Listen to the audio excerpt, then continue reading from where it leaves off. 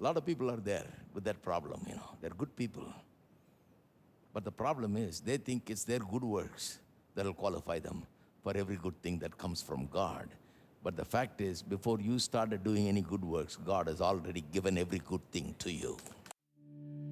Be still and know that I am God.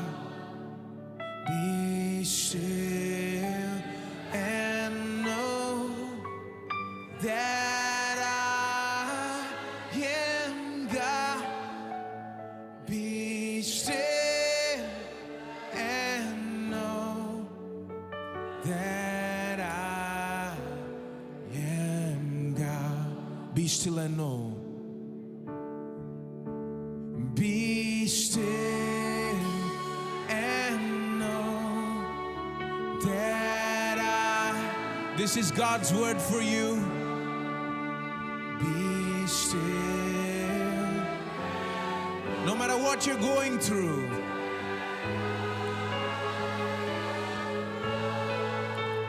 be still and know that I am God. I am the Lord that healeth thee.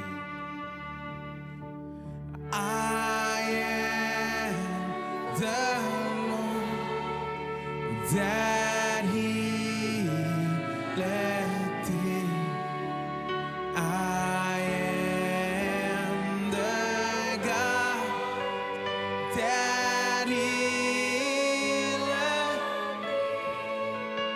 I am the God that healeth. Sing, you are the God that healeth me. Sam Cheladurai invites you to a special pastor seminar at AFT Chennai on the 20th, 21st and 22nd of January 2016 from 9 a.m. to 5 p.m. Please note that all messages will be in Tamil only. Prior registration with a fee of Rs 700 is required. You can register online at www.revsam.org or you can call us at the numbers on the screen. We look forward to seeing you there.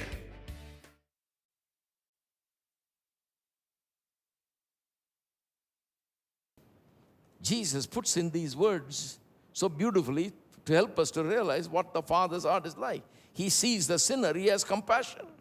He sees the fallen people, He has compassion. He sees their troubles, He has compassion. He sees their poverty, He has compassion. He sees how they are suffering at the hands of the devil, beaten black and blue, suffering, defeated, trampled upon by the circumstances, powerless. When God sees people like that, people who don't know God, and without hope, and without any promises in the world, He is moved with compassion and runs to Him literally. That's what it says. Had compassion and ran and fell on His neck and kissed Him. And the son said to him, see, I want you to point out something. After he ran and fell on his neck and kissed him, then only the son says. This is very important. What did the son say? Father, I've sinned against, same thing, I've sinned against heaven and in your sight. I'm no longer worthy to be called your son. Why I'm pointing out that first the falling upon the neck and kissing happened, and then only the son spoke. I want to point out to you, the father did not fall upon his neck and kiss him and welcome him because he said, Father, look, I'm now straight. I have now reformed. I have now changed. I'm a whole lot better than what I was before. I've had a real change of mind and I'm really trying to do better. No, none of that explanation has been given yet. No talk yet. The father saw him in the most pitiful condition. He never asked him, are you now going to behave? Are you going to read your 2 Psalms every day and come to church with us every Sunday?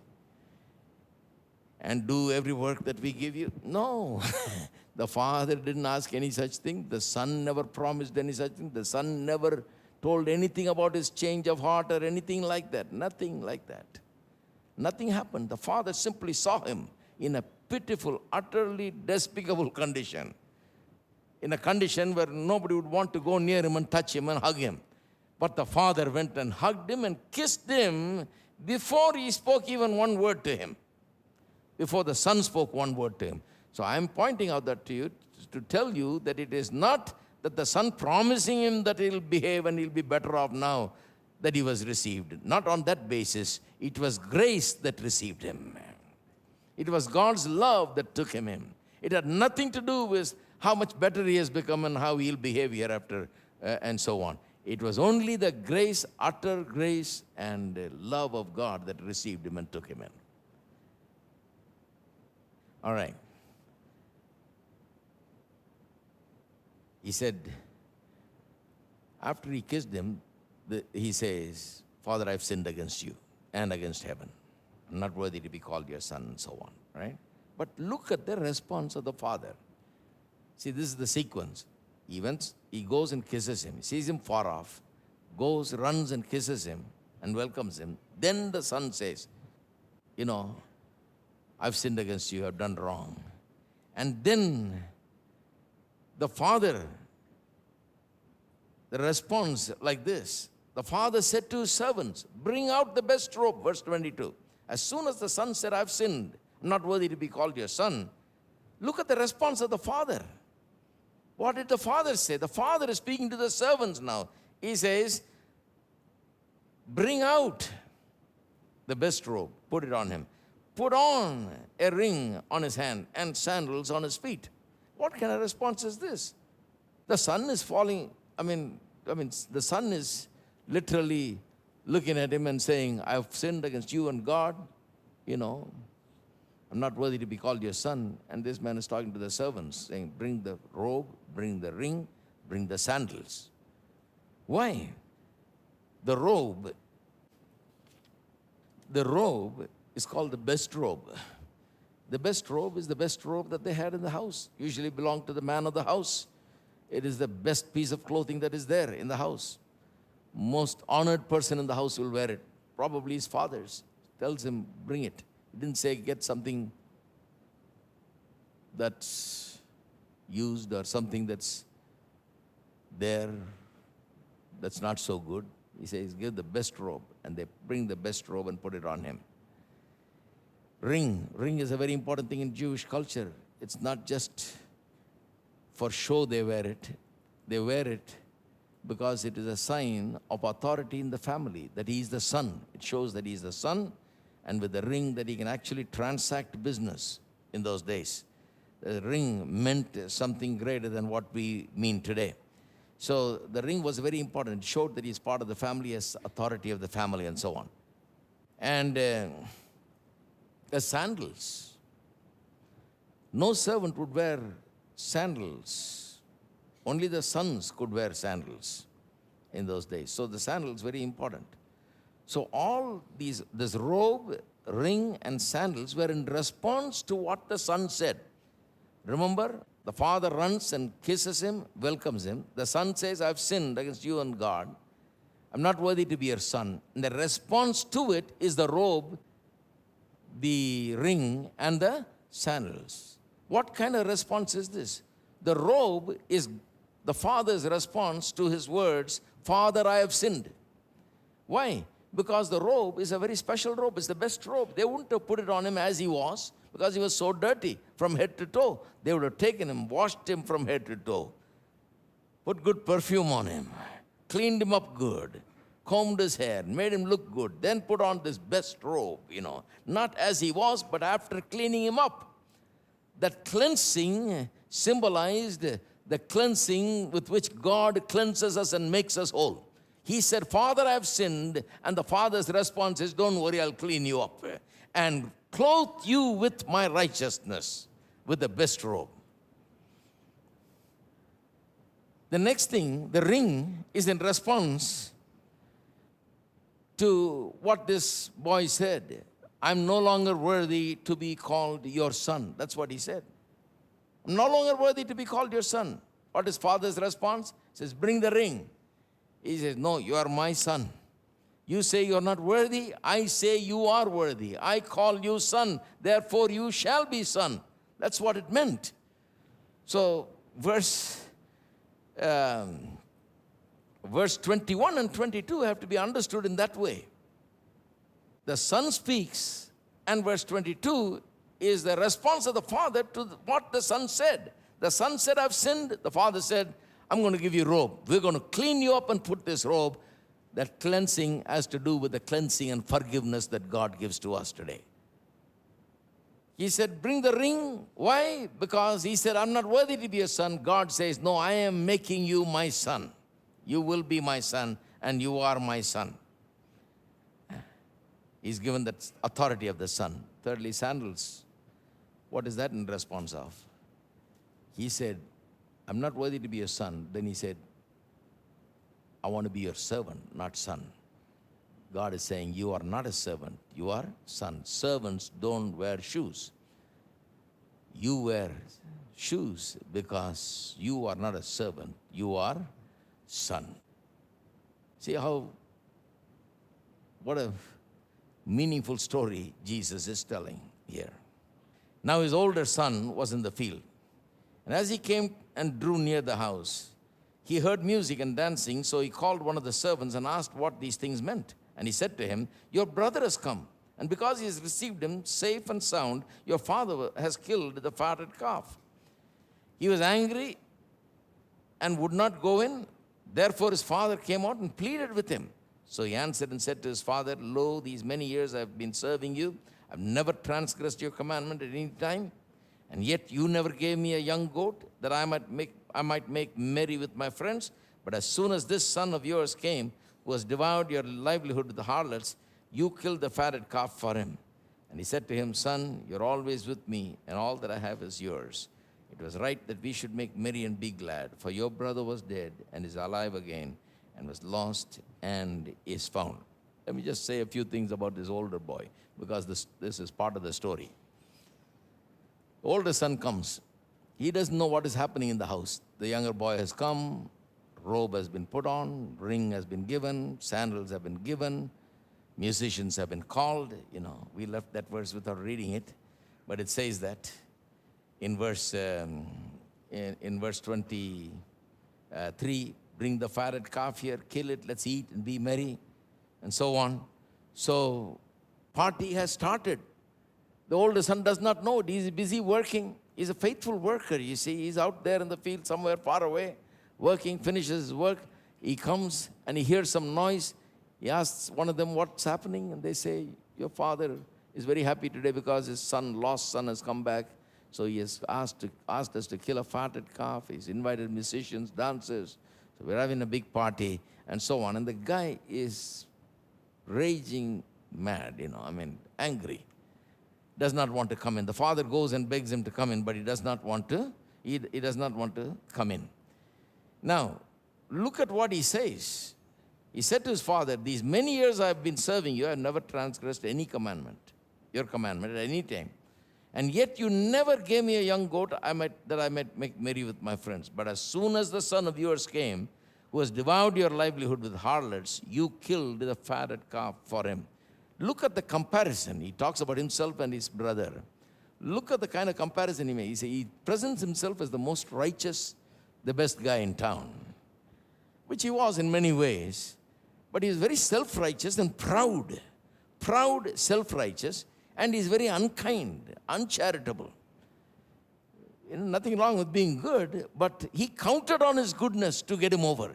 He counted on his goodness to qualify him for blessings. He counted on his goodness and thought that will bring him the Father's favor. What he did not realize was, before he was this good, he already had the Father's favor, because verse 12 says, when the Father divided the land and gave it to the younger, he also divided the land to the elder. He says, you have given me nothing. That's wrong. The Father has given me 2/3 of his wealth. That's why the Father says later on, everything that I have is yours. Whatever he has taken, 1/3 he has taken. 2/3 is left, and that's all we have. And all that belongs to you. You are there to all these things. So to say that you have given me nothing is wrong. he thinks being good is what qualifies him for all the blessings of the Father. He said, I've been so good. You have given me nothing. You never killed a fatted calf for me. He said, Father says, you could have killed 100 fatted calf if you want. There's plenty of them here. You could have had a party every day. But he's a straight-faced guy. He's always working, very serious. He just doesn't know how to party, He's one of those guys that comes to church and sits straight, and goes home, Does not even relax. Yeah, he's faithful with certain things, and he doesn't go and waste his money like this younger son and do the things that the younger son does, and that's very good. But the thing is, what is wrong with him is he's self-righteous. What is self-righteousness? Self-righteousness is where a person thinks that it is good deeds that qualifies him before God the Father for blessings. He thinks, because I am good, that is why you must give me all these things. But the fact is, before he started being good, God has given everything. His Father has given everything to him already. There is nothing more to give. The Father completely has given everything to him. What Jesus is trying to show is it's all by grace, not by your works. See, the younger boy also believed in his works. He thought, I'll go and work myself. I'll be a servant. I will work my way. I will feed myself. I will earn my wages. I will earn my money. That's the way he approached. The Father wouldn't take it, because it's not by your work, but by his grace. So before he even started talking about, their Father said, bring the robe, bring the ring, bring the sandals, and made him the son and gave him everything. This older boy has got a serious problem. This guy at least went far away and went crazy and lived wild and lost everything. And in that way, he was at a great distance and he was lost. But this guy was right at home and was lost. This guy is also lost because he has never known. He is living at home. He does not know how much the Father loves him. He does not know what has brought him all the blessings, how he became the owner of everything. He does not realize. He didn't do anything to own all these things. The only thing that qualified him to own all these things is that he is born as a son to his father. That's all. Nothing else. Not because he did so well, not because he was so obedient, not because he did everything right as he says. He says, I never disobeyed your commandment. He was not given 2/3 of his property because he never disobeyed his commandment. It's good that he never disobeyed his commandment. That's fine. But the blessing was not because he never disobeyed. The blessing was before that. Everything belonged to him before that. Hello? See, that's a serious problem, my friend. Hello?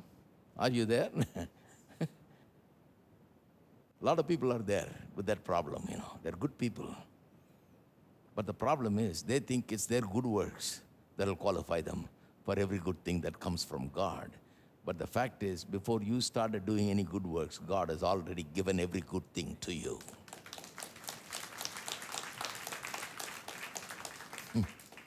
This is a very serious flaw. The sinner is exactly the opposite. He disregards all the blessings and ignores every good thing and walks away from everything and suffers. This guy lives in here. He does not realize how all the good things have come to him.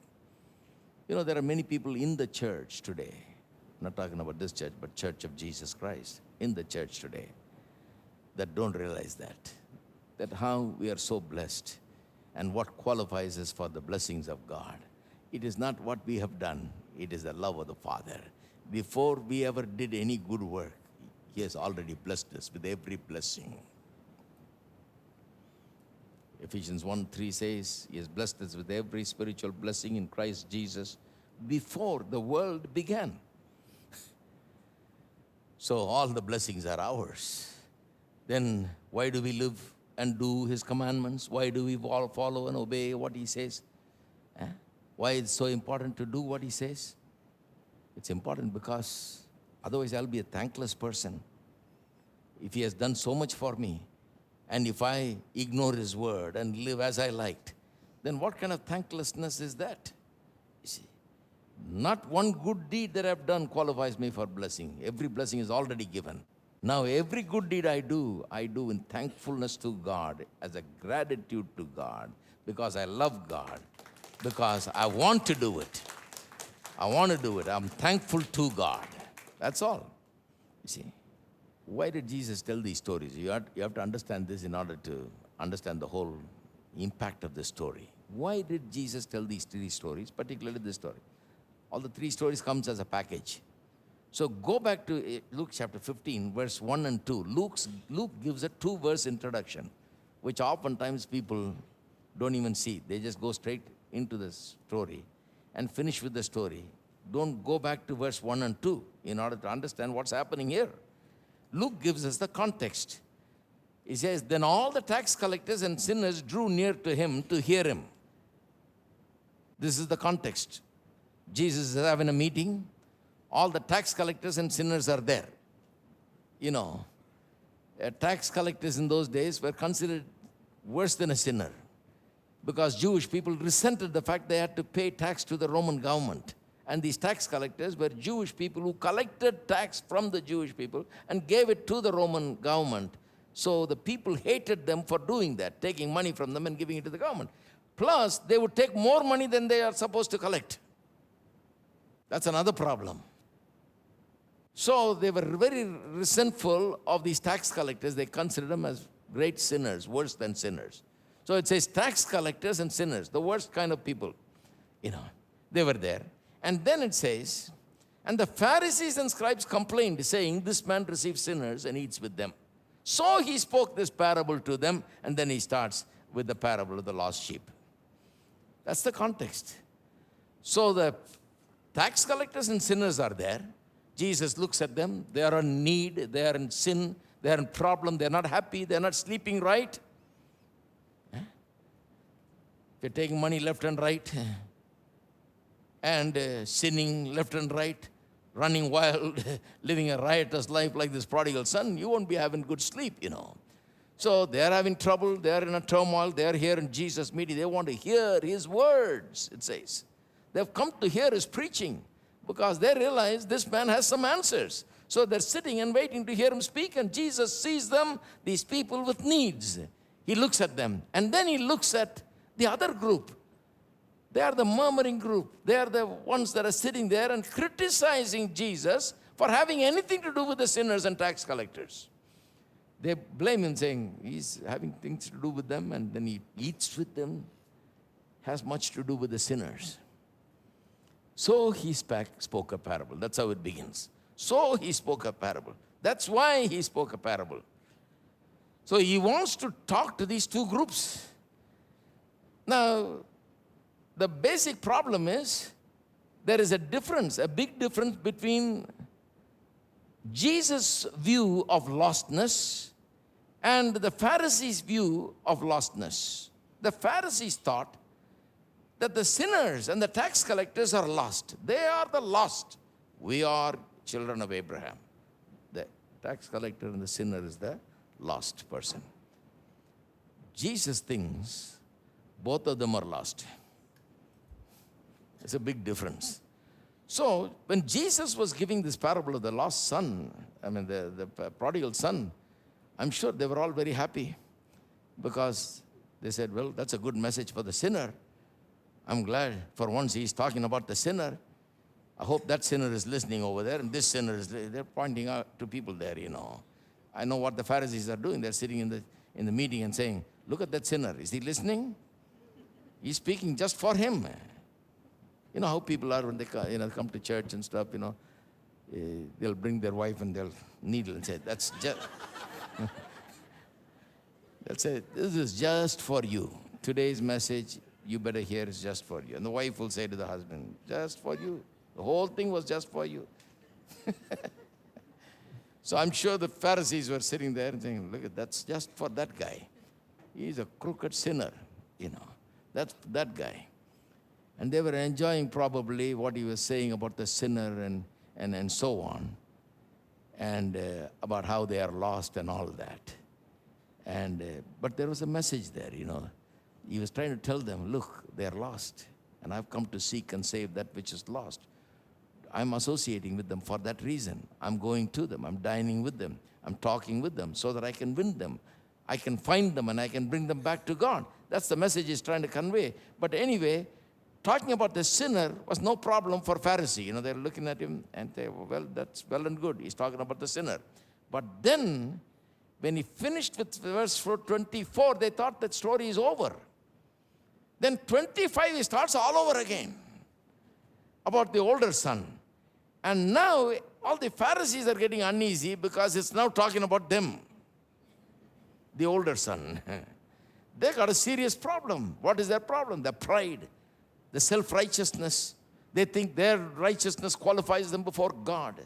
That's how they are blessed. That they must get this and they must have this. They must, because they have been so good. They have never violated the commandment. This is the approach to their life, to their spiritual life. They don't understand the love of God. They don't understand the grace of God. And Jesus is talking about them now. And what is Jesus saying? He's basically saying three things. He says, those who are lost could be forgiven. 2, those who think they are not lost could be lost. 2, whether you are the Pharisee or the sinner, God loves both. That's the message, basically. Clap our hands.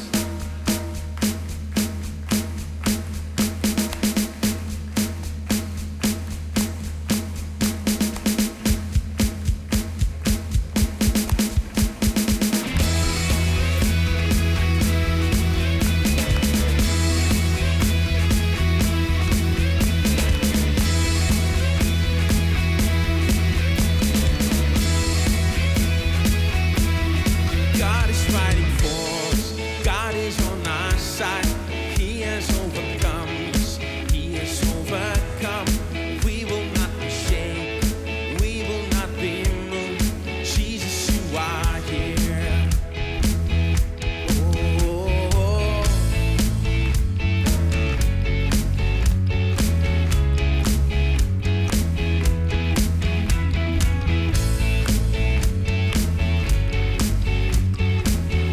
God is fighting for us. God is fighting for